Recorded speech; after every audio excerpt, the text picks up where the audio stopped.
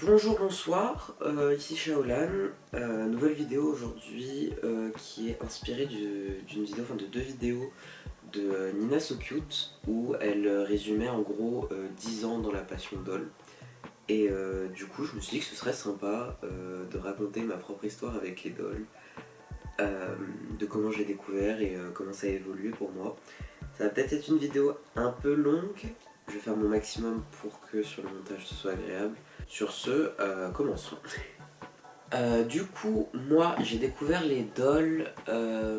Alors, chose à savoir, c'est que depuis que je suis tout petit, j'aime beaucoup les poupées. Pour moi, ça a commencé avec les Barbie, après c'était les Monster High, après c'était les Ever After High, et après ça a été les Tulipes.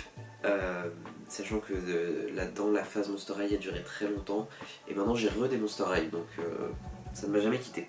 Du coup, ce qui s'était passé pour moi, c'est que je m'intéressais déjà beaucoup aux poupées, je regardais beaucoup de contenu Monster High sur YouTube. Et pour les gens qui ne savent pas, je suis autiste et du coup j'ai toujours beaucoup fonctionné par obsession et par intérêt spécifique. Et un truc que je faisais beaucoup, notamment avec les Monster High, c'était que je tapais le nom des Monster High que je voulais sur Google. Et à l'époque où l'algorithme Google fonctionnait très bien, j'étais sur le tel de mon père et je scrollais et je regardais toutes les photos Google jusqu'à ce qu'il n'y en ait plus. Enfin voilà, bref. Et un jour, c'est tellement improbable la manière dont j'ai trouvé les tulipes. Un jour, j'avais appris l'existence de poupées Shake It Up. Parce que j'étais fan de Shake It Up. Enfin, j'aimais bien Disney Channel quand j'étais petit, mais j'aimais bien Shake It Up. Et j'avais appris qu'il y avait des poupées officielles qui existaient. Et du coup, j'étais allé sur Google, pareil, j'ai tapé et j'ai commencé à regarder. Et en regardant, d'un coup, forcément, avec Google, plus tu t'éloignes du début des résultats, plus ça va être des résultats larges. Et d'un coup, dans les résultats Google, je suis tombé sur une photo d'une tulipe. Je sais plus précisément c'est quelle photo, mais je suis quasi sûr que c'était une Poison Girl. Et du coup, j'ai vu ça, je me dis, mais qu'est-ce que c'est? Et j'ai regardé le bordereau et j'ai vu qu'il y avait écrit Pulipe et j'ai tapé sur Google. Et vraiment, enfin, c'était le coup de foot. Dès que j'ai vu cette première photo, j'étais en mode, mais c'est quoi ce truc? C'est trop beau, qu'est-ce que c'est? Et je suis allé voir et je suis tombé sur les pulipes. Du coup, à l'époque, j'ai direct commencé à regarder du contenu sur YouTube. À l'époque, je regardais beaucoup Jadina, logique, comme tout le monde. Je regardais la série de Jadina.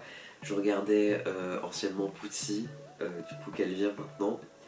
Je regardais beaucoup Laurine Pulip, Milky Pulip, Bella Sassa, enfin plein de noms qui sont connus maintenant. Et l'autre plateforme sur laquelle je consommais beaucoup, c'était Skyblog. Parce que pareil, quand je tapais des noms de modèles qui m'intéressaient, et je tombais souvent sur des photos qui venaient de Skyblog et j'allais voir.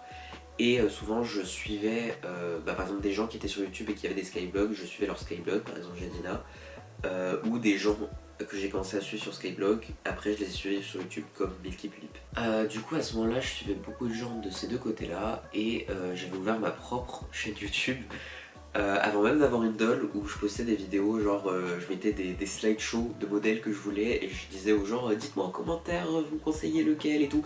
Et le pire c'est qu'à l'époque les gens répondaient, il y avait des gens pour commenter sur ce genre de vidéos. Ça a commencé comme ça et du coup forcément je voulais Pulip. Et quand j'ai demandé à mes parents, ça a été non direct à cause du prix. J'ai négocié, j'ai fait que en parler pendant des mois et en décembre 2014, pour Noël, j'ouvrais ma première doll, qui était une tulipe Héloïse. Alors malheureusement, je ne vais avoir aucune archive de l'époque. Je commence à avoir des archives que des 3 dernières années parce que à l'époque, j'ai commencé à avoir honte et du coup j'ai tout supprimé et ça m'énerve parce que du coup je n'ai plus rien. Alors, petite correction, finalement j'ai réussi à me débrouiller pour trouver des photos. C'est que à partir de 2018-2019, mais c'est quand même mieux que rien pour voir un petit peu l'évolution de mes dolls quand même par rapport à maintenant. Voilà. J'ai eu ma première tulipe, qui était une tulipe Héloïse, que je lui avais pas donné de prénom, je l'appelais par le nom du modèle, je l'appelais Héloïse. Chose qui m'a très vite saoulé parce que après, du coup, je l'ai appelée Ellie et après c'est devenu Elisabeth. Voilà. J'étais ravi, j'étais content. Je postais mes petites vidéos sur YouTube avec ma tulipe, je faisais des stop motion. Je postais quelques photos que je prenais sur Google+. Et à l'époque, j'allais assez fréquemment chez Jolie Doll pour lui acheter des vêtements, des customisations, machin. Et à l'époque, j'avais réussi à enrôler ma meilleure amie de l'époque, qui du coup s'était aussi acheté une Pulip et du coup on en parlait ensemble. Et ensuite est arrivé l'accident. Alors l'accident, ça m'est arrivé très peu de temps après avoir eu ma première doll. C'est genre 2 ou 3 mois après. Je ne sais pas ce qui s'est passé, mais en gros pour contexte à l'époque, 2014 j'avais 10 ans. Du coup j'ai fait des erreurs d'enfant de 10 ans. Et je sais pas ce que j'ai touché, mais en gros j'ai touché un truc et après j'ai touché ma doll. Et je lui ai fait comme une tache de suie sous la joue, sur la faceplate. Et j'ai paniqué. J'ai juste paniqué, j'étais trop mal et tout. Je me souviens avoir pleuré, enfin vraiment la panique, parce que j'étais en mode, bah, c'est ma première Pulip, c'était le truc le plus précieux que j'avais quoi. Et malheureusement à l'époque je regardais énormément de contenu sur YouTube et à l'époque personne n'en parlait, mais quand je regardais des vidéos de make-up, tout le monde disait oui, pour démaquiller ma doll, j'ai utilisé du dissolvant sans acétone. Le problème c'est que le dissolvant, même sans acétone, tu prends des risques sur le vinyle. Et moi je ne le savais pas à l'époque, du coup j'ai direct pris un coton dissolvant sans acétone et j'ai frotté sur ma doll. Ça a fait partir la tache et ça lui a aussi fait fondre la faceplate. En fait ça lui a fait comme un creux. J'étais dégoûté évidemment, voilà, surtout que le creux est devenu pire au fil des années parce qu'en fait au moment où c'est arrivé on pouvait l'ignorer parce que bah, c'est que si on regardait très près qu'on voyait. Mais en fait au fil des années, bah, forcément comme c'est un truc avec du relief, ça a pris de la poussière et du coup on le voyait beaucoup plus. Bref, c'est un truc qui m'a toujours beaucoup dérangé sur cette doll et qui faisait que j'en étais limite dégoûté parce que bah, ça m'énervait en fait. Mais c'était quand même ma première doll et je l'aimais, du coup bah je la gardais et voilà, j'étais content. Du coup je postais sur YouTube, je postais sur Google Plus à l'époque, je postais sur la communauté Pulip des petites photos par-ci par-là.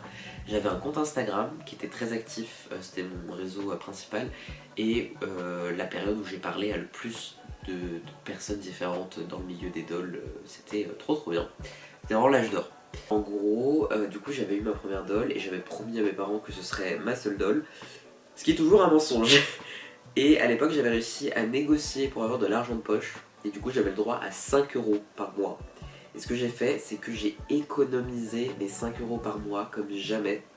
Ce qui a fait qu'au bout de presque 2 ans d'économie, en avril 2016, j'avais assez pour m'acheter ma première doll moi-même, qui était un Taeyang Koichi. Ce Taeyang, je l'ai toujours, mais je m'en sers pas parce que déjà il a des défauts, pareil, des sombres histoires sur la faceplate. Mais en vrai j'hésite un petit peu à le full custo si j'arrive à en faire quelque chose. Sinon je pense que je le vendrai. Mais du coup c'était ma deuxième doll que j'ai payée tout seul. Les pauvres dames de Jolie Doll. Je suis arrivé avec que des pièces de 2 € parce que en fait mon argent de poche, mon père il me donnait genre ces pièces qui lui restaient de son mois quoi. Du coup je suis venu payer avec que des pièces de 2 €, 1 € et 50 centimes. J'étais ravi, j'avais 2 dolls, voilà. Oh ça y est, oh je viens de me souvenir du nom que je lui avais donné. J'avais carrément oublié. Je l'avais appelé Nightmare, genre vraiment j'étais émo. Voilà, du coup Ellie et Nightmare, vraiment super. Et Ellie de base je voulais l'habiller un petit peu en mode gothique, Lolita, tout ça. Et Nightmare, je pense que je voulais le faire émo. Le problème c'est que déjà à l'époque c'était galère de trouver des custos pour les Taeyang.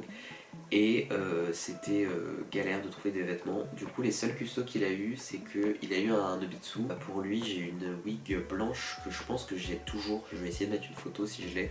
Mais qui ressemble beaucoup à la wig de la Pulip Père Noël. Et du coup il avait cette wig là. C'était vraiment un style super. Et Ellie elle avait un Nobitsu M. Et elle avait une wig Jolie Doll, les wigs Cool Cat là que tout le monde avait. Du coup après ça j'ai déménagé avec ma famille hein. J'ai déménagé dans le sud de la France et à ce moment-là je me suis grave éloigné des dolls. Je continuais de suivre des gens sur YouTube mais j'ai abandonné ma chaîne YouTube. J'ai arrêté de poster sur Instagram, j'ai abandonné mon compte Instagram. Et voilà, je suivais un petit peu de loin. Je m'étais fait une nouvelle amie avec qui je suis toujours amie d'ailleurs maintenant. Dans le sud et elle aussi avait voulu avoir une doll à un moment, au final elle ne l'a jamais eu du coup.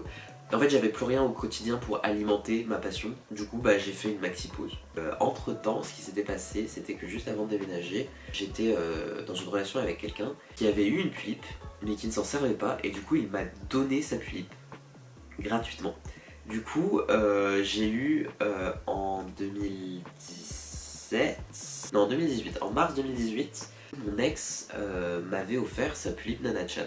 Pareil, c'est une Pulippe que j'ai toujours, mais je pense m'en débarrasser. Soit je vais la FC la vendre, soit je vais la vendre telle quelle.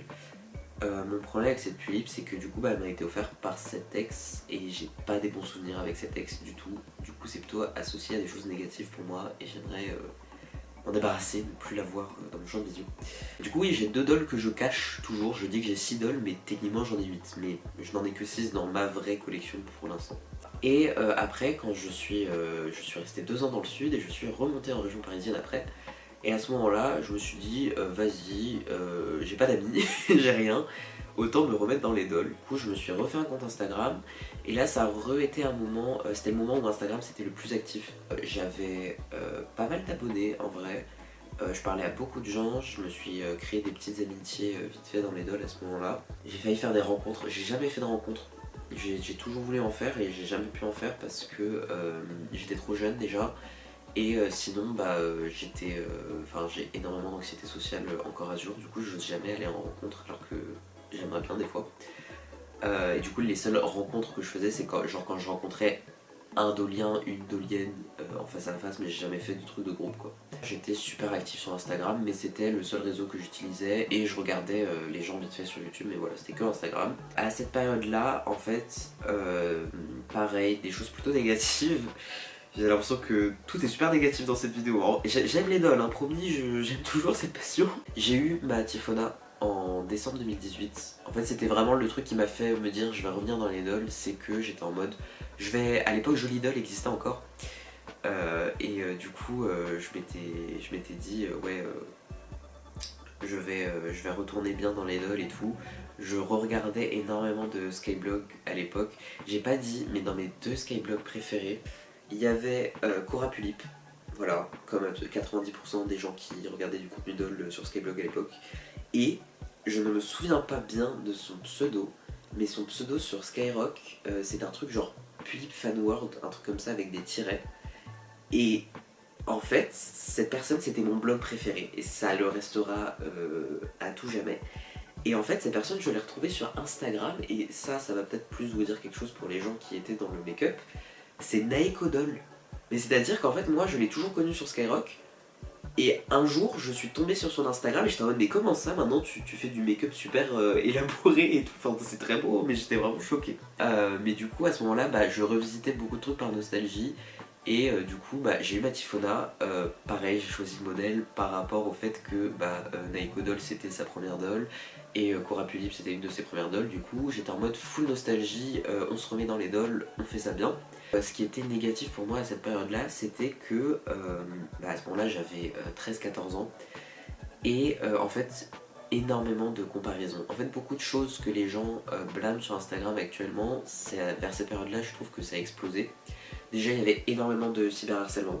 C'était vraiment une ambiance horrible.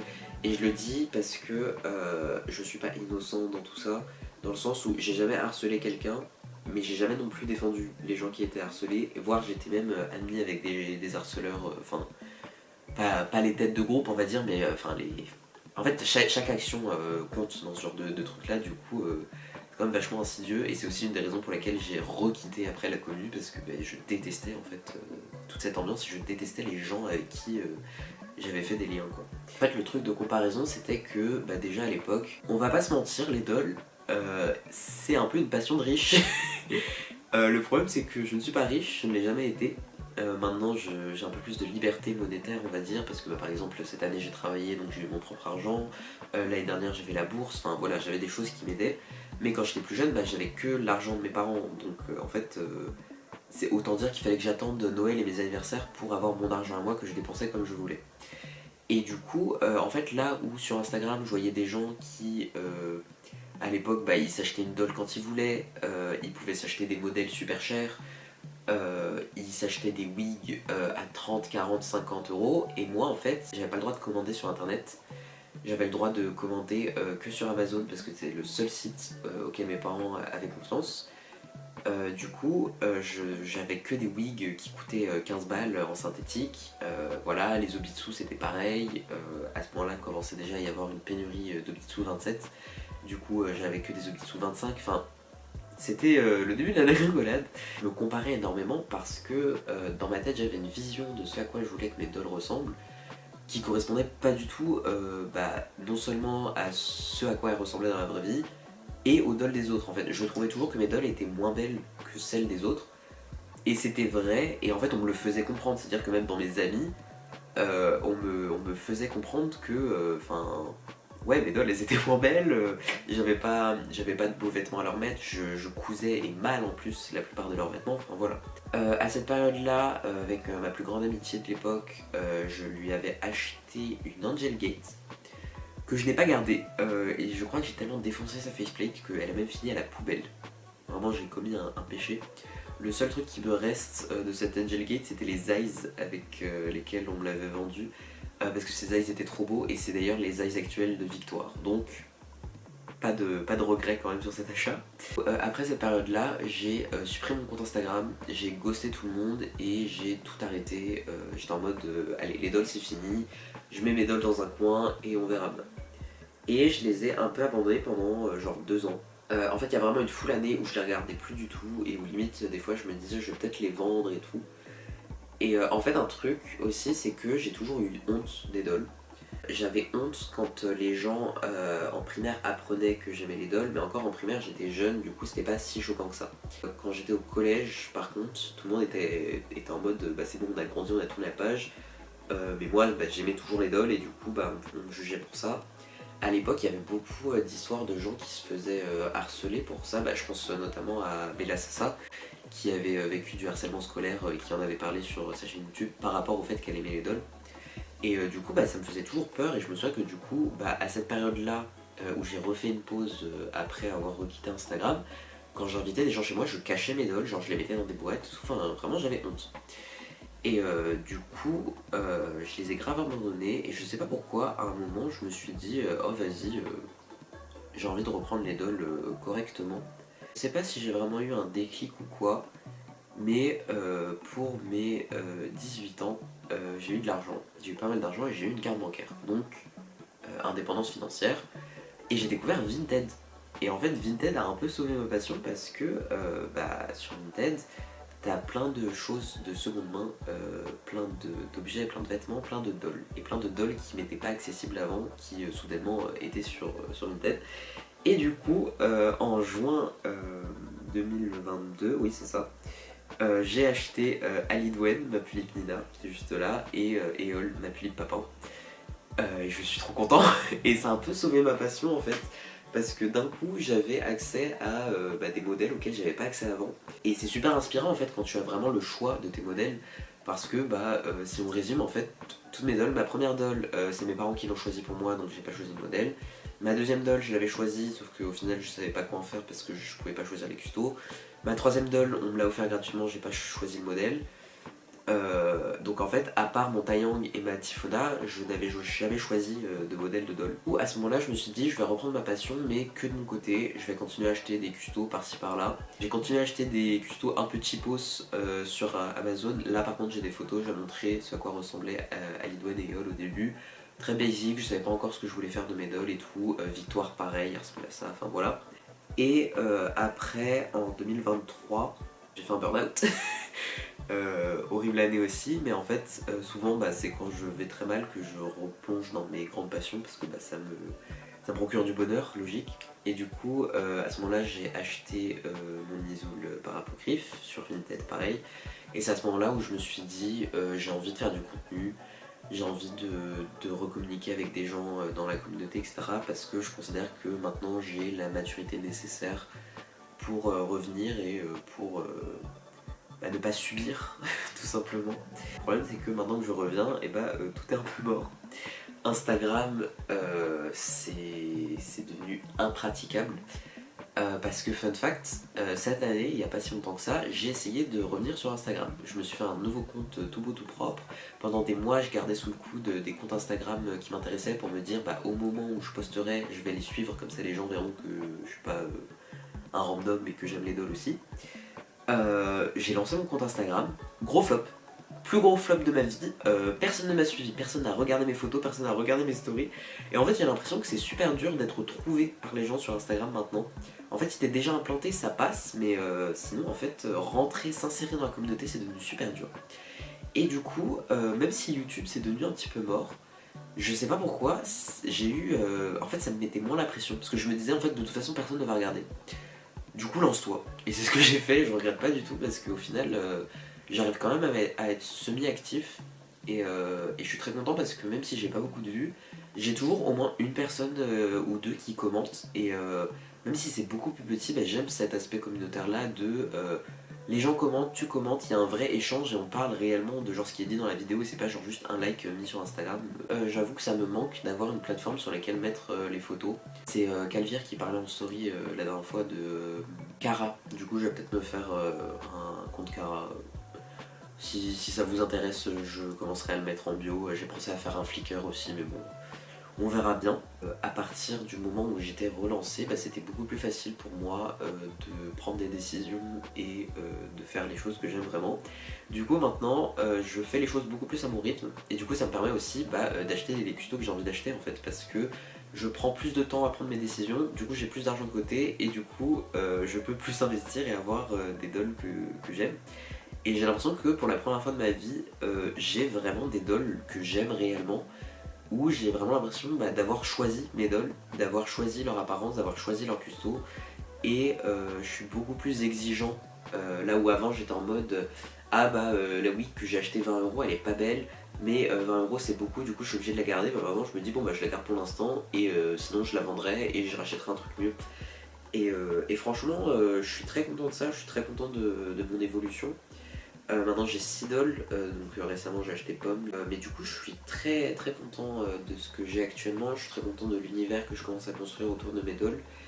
Et même si YouTube c'est pas très actif, même si la communauté elle est un petit peu éparpillée, un petit peu perdue et évidemment beaucoup moins active qu'avant, je suis quand même content de ce que j'ai actuellement. J'étais très pessimiste avant parce que j'avais l'impression que la communauté était morte, qu'elle était en train de mourir, que de toute façon, même par rapport au modèle stock, plus personne n'achète de modèle stock, du coup à un moment donné Groove allait arrêter d'en faire, enfin voilà. Et c'est possible que ça arrive, mais rien que l'activité qu'il y a, par exemple sur truc de seconde main, sur Vinted, etc. Je vois qu'il y a quand même beaucoup d'échanges, il y a quand même beaucoup de gens qui restent actifs, et moi ça me donne beaucoup d'espoir, parce que ça veut dire que ça intéresse toujours les gens. Je suis ravi parce que même si ce que je fais ça peut intéresser que 3 personnes, c'est quand même 3 personnes que ça a vraiment intéressé, qui ont pris le temps de regarder, qui parfois ont pris le temps de liker, de commenter, et c'est tout ce que je peux vouloir dans cette communauté. Voilà, du coup, fin de la vidéo, je n'avais aucun script, ça se voit.